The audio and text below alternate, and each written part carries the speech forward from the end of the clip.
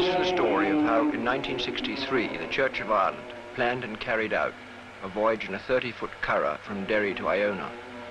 The voyage formed part of the celebrations of the 1400th anniversary of the departure of St Columba from Ireland. In 563, St Columba left Derry to found on Iona a monastery which was to become a centre of the Christian world for hundreds of years. Here in Donegal, under the shadow of Mount Errigal, the currach was born. Jim Boyd, who built her, rose every morning to work across the Sound to Bunbeg in a tiny two-man currach which he can put in his back and carry up the beach. There are a great many currachs in use every day by the fishermen of the west of Ireland, but no one in living memory has built a currach anything like as big as the one which we needed.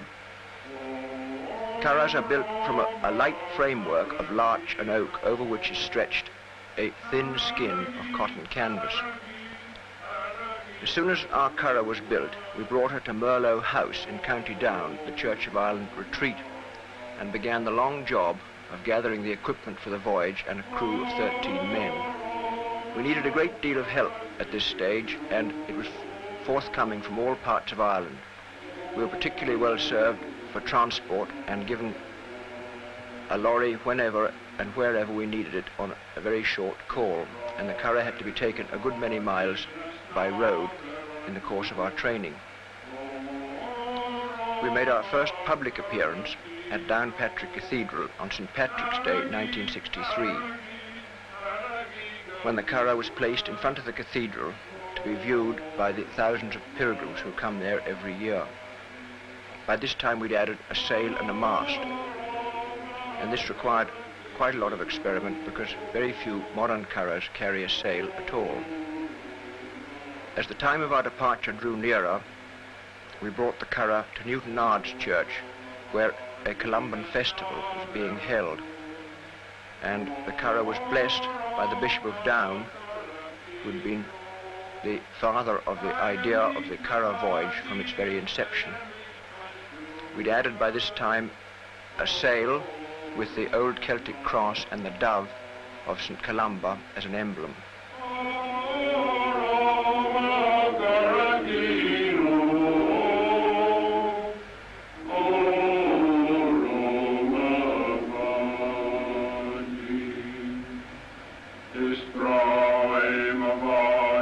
The next public appearance after leaving Newton Ard's was in Belfast, where the currach was brought and placed in front of the City Hall. There she was visited by the mayor, who came along with Canon Barry, who'd been the moving spirit and the originator of the idea.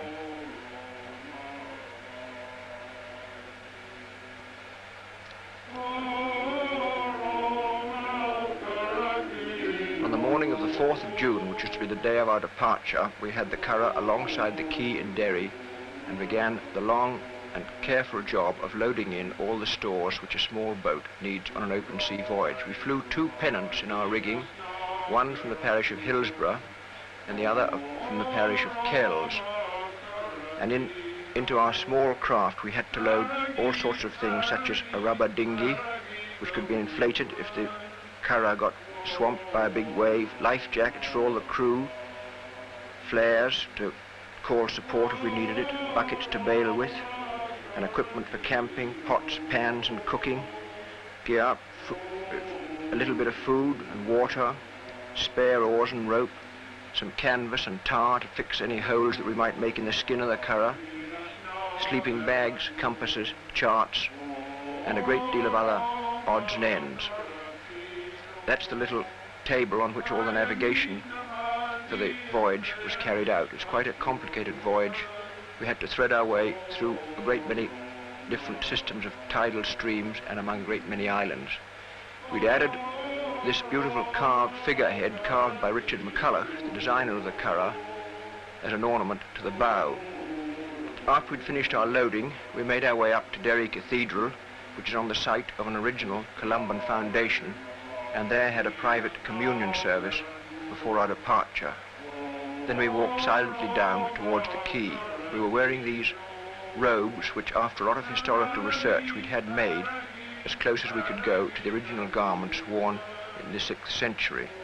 There's a brown woolen overgarment and a white bleached linen undershirt.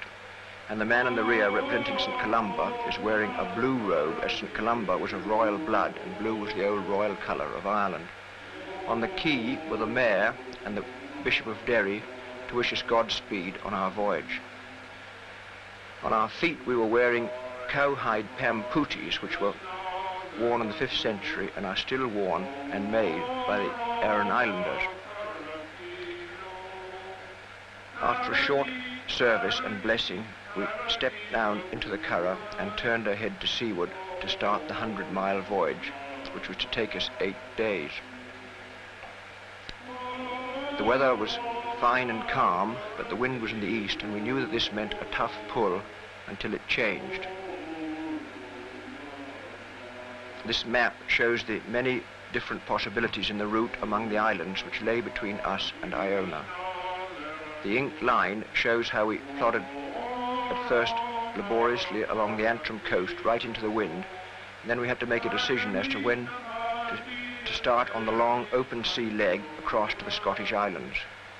We tried to go up the east side of Islay, but the wind and tide were too strong for us, and we were taken right round to the west side and made our first landing at Losset Bay. There we learned that, in the opinion of the Islay historians, that was the place where St Columba did in fact make his first landing. On the next day we went to Colonsay. We spent 2 days there, and then we had, on the 6th day of our voyage, the last open sea leg across to Mull, which is the big island lying directly inshore of Iona. Then we had 2 days to spare before we made the final 3-mile voyage, which proved quite difficult among an intricate pattern of rocks and islands up to the abbey on Iona itself. The big scale map there shows you we had to come out from Mull and find our way in fog, as it turned out, through a narrow channel to arrive exactly on time at 11 o'clock on the 12th. After our departure on the 4th, we rowed down the foil. You can see from the pennants that the wind was right ahead, as long as the ebb tide served, and then we could make no more headway, so we came alongside the Tor of Moyle.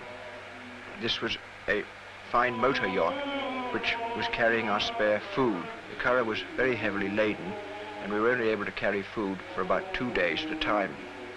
On the next morning, the 2nd day, we were plugging along into the wind along the low-lying sandy shores of McGilligan. The wee sail which we carried was as accurate a representation as we could make of the very early 5th century sails, and is really only designed for running before the wind. In the afternoon, we were passing Port Rush and the long sandy beach of the White Rocks, wondering where we would get in for the night. It was a matter of rowing as hard and as long as we could while the fair tide served, and then putting in for the night. At this stage we didn't know whether it would be Port Ballantrae, Port Braddon, or even Ballycastle. In the event, we reached Port Ballantrae, and we then had to make a decision as to whether to try our luck on the long open sea leg to Islay. We didn't think we'd going to get the weather any better, so we headed out and found that it was rough enough and visibility pretty bad. After about 6 hours rowing, we sighted the south part of Islay and the 2 paps of Jura, which are a familiar sight. They can be seen from the north coast of County Antrim. And in the evening, we were very glad indeed to get into a most beautiful sandy beach, Losset Bay, on the west side of Islay, where we were given a wonderful welcome from the very good people of Islay, who'd been watching our progress with great interest as we came round through the tide roots off Orsay. The next day was a rather wet, flat, calm day, and we were rowing slowly along the west coast of Islay on the next stage of our voyage. The Tor of Moyle came up, and we came alongside to hear the news and make some plans. You'll see that the crew were all wearing oilskins. We had to be very careful to wear them whenever there was the slightest chance of getting wet from rain or spray, because we knew that if we did wet our clothes, there would be no chance on the voyage of drying them.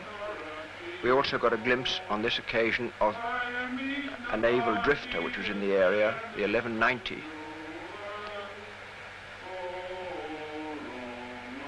Meanwhile, the Tor of Moyle had gone into the Sound to Port Ascaig, where the Loch Eel, the island steamer, can be seen lying alongside the pier. It was thick, misty weather, and while the Tor was lying alongside the pier, the Curragh was having quite a difficult time finding our way in thick fog from the north tip of Islay to the next island, Columba.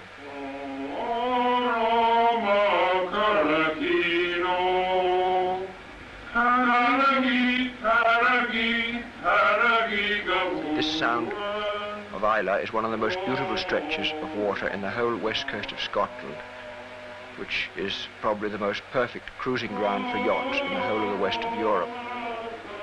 50 years ago, there was a great deal of small boat traffic between the north of Ireland and the Scottish islands, but now with steam coasters and regular ferry service to the islands, all this old connection between the two parts of the country has unfortunately gone.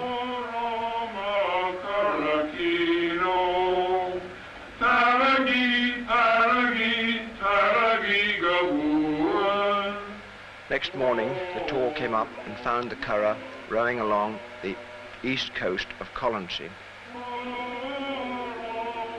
We were getting very suntanned and a little fitter by this time, and the rowing wasn't quite such an effort as it had been at the start. We came in at lunchtime to the main town in Columba, Scalasaigs, and brought the Curragh alongside the pier to telephone news of our progress home.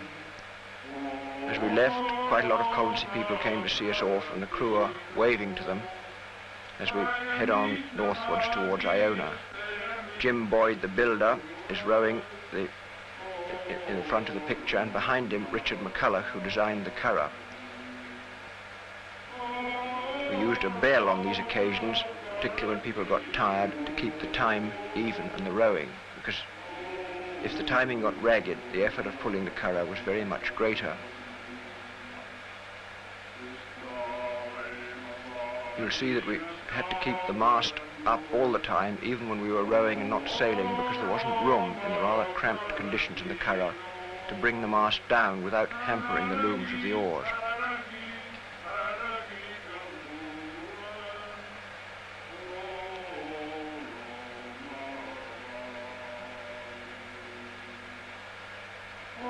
We had about 4 people who'd done a lot of rowing at schools and universities, and most of the rest of us had done a little rowing, but the bulk of the crew were not very experienced in small boat voyaging. We steered with an oar, which was the way it would have been done in the early days of the 6th century.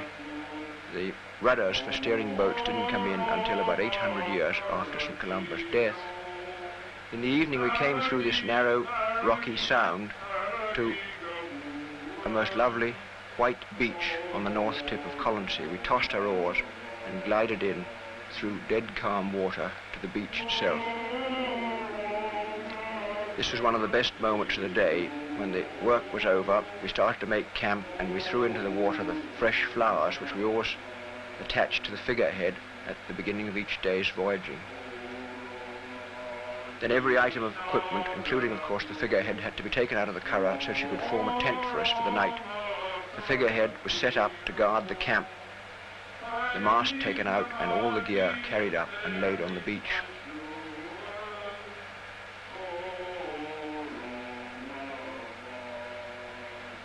Then the Curragh itself was dragged up by all hands and turned upside down, and we found that we could make trestles by using the stretchers which the rowers used to put their feet against, making trestles out of the stretchers and placing an oar across them, and then lifting the Curragh carefully up and placing it on top of them.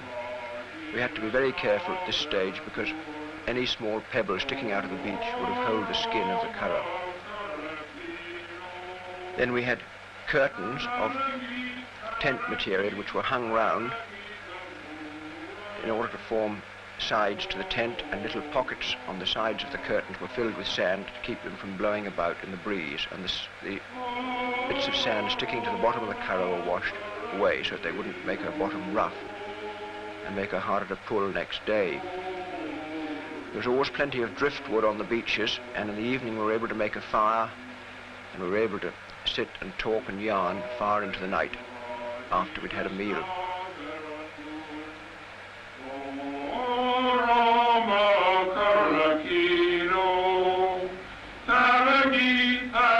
The next day was the 6th of our voyage, and it was the festival of St Columba, and the first occasion on which the new Church of Ireland Columban collect could be used.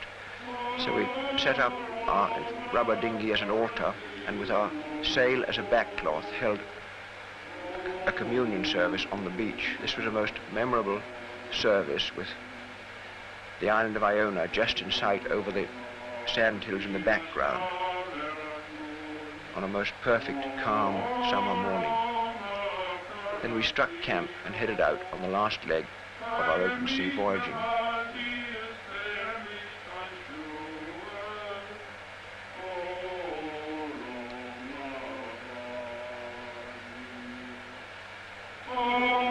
Sometimes the timing of the rowing got a bit ragged, and the man in the stern had to do quite a lot of shouting to keep the crew together. But we were all getting very fit and sunburned by this time. In fact, we were in greater risk of getting sick from sunburn than from the cold and exposure which we'd expected to meet on the voyage.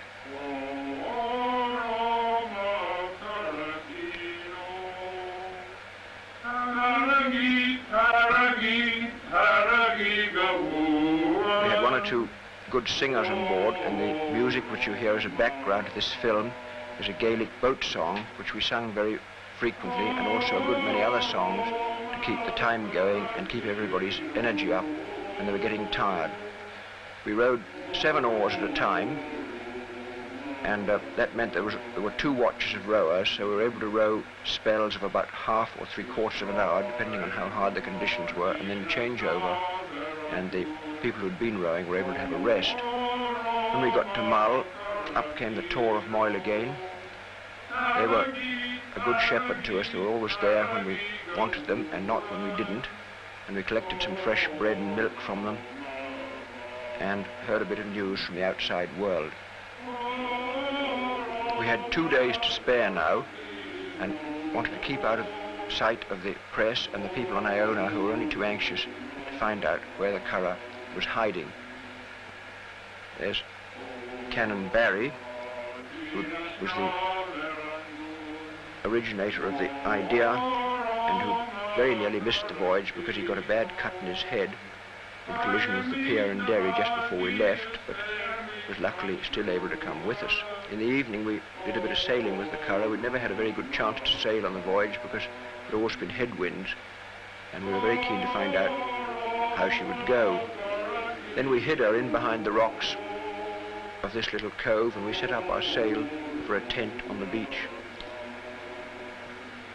But we found that the midges were biting badly, so on the next day we went off in Tor of Moyle to see the Garvalach Islands, where some of the earliest Christian remains in Scotland are to be found. It's thought that this foundation was an outpost of the original Columban monastery on Iona, where the monks could come to get away from the busy life of the monastery, which in those days acted as a centre of the community, carrying out farming and boat building and teaching and many other activities. And if the monks wanted complete seclusion, they would come here to the Garvalach Islands, to this beautiful sheltered niche. On the little hump there, Iona, Ethne, St Columba's mother, is supposed to have been buried. On the morning of the 12th, we found the Tor of Moyle again after a foggy passage, and collected our 5th century robes and set off, trying to time ourselves extremely accurately, because we knew there was a big crowd waiting for us and expecting us to be exactly on time on the beach just south of the Abbey at Iona. We were hoping very much for a little bit of fair wind to show our sail to the waiting crowds, and luckily enough, at the last minute, the mist cleared and we got it. We just had time to make a brief landing at St Columba's Bay at the south end of the island, where St Columba is supposed to have originally landed, And then we saw the Devonia looming out of the mist, and we knew that 1,000 pilgrims had safely arrived from Ireland. And we saw the little white boats plying backwards and forwards, carrying them to shore. Then we glimpsed the abbey itself, which has been so beautifully rebuilt by the Presbyterian Iona community. And we glimpsed the waiting crowds on the beach, the Bishop of Down there and the Bishop of Derry, very soon to be joined by the Archbishop of Canterbury himself.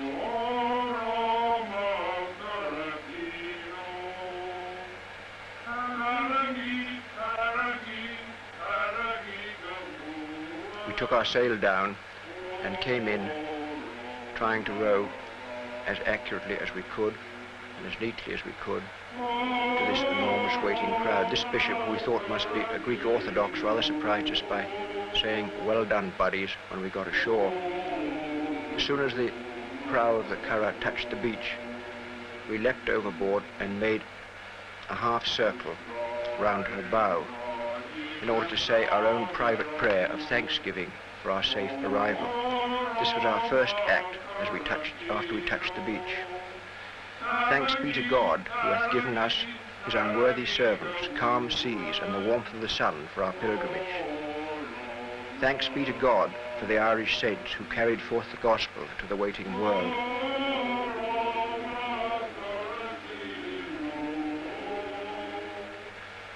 Then we released 3 pigeons to carry back the word of our safe arrival to Derry and Belfast. And the crew had the honour of being presented personally in turn to the Archbishop himself. Meanwhile, the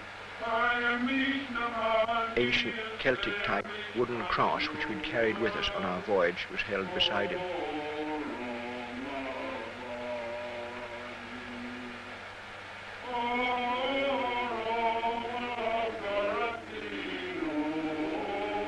After being blessed by the Archbishop, we joined a long, slow procession to walk the 3/4 of a mile from the beach in Martyr's Bay to the abbey itself, up past the houses on Iona and the graves of the 48 kings of Scotland, England and France who are buried there. We were able to look down on the abbey itself, which is built on the very site of the original Columba foundation. And so, as the Curragh crew holds the honoured position at the head of the procession, we come to the end of the Curragh story. The crew led onwards into the cool grey peace of Iona Abbey, carrying with them a store of memories to last them all their lives.